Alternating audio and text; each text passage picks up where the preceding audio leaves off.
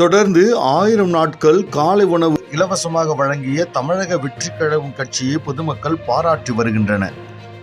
திருவள்ளூரில் தமிழக வெற்றிக் கழகம் தளபதி விஜய் ஆணைப்படி பொதுச் செயலாளர் அவர்களின் ஆலோசனைப்படி தினமும் காலை தளபதி அவர்களின் விலையில்லா விருந்தகம் திருவள்ளூர் மேற்கு மாவட்ட தலைவர் ஆர். பிரகாசம் என்கிற குட்டி அவர்கள் தலைமையில் 100க்கும் மேற்பட்ட ஏழை எளியவர்களுக்கு இலவசமாக விலையில்லா காலை உணவு வழங்கப்பட்டு வருகிறது.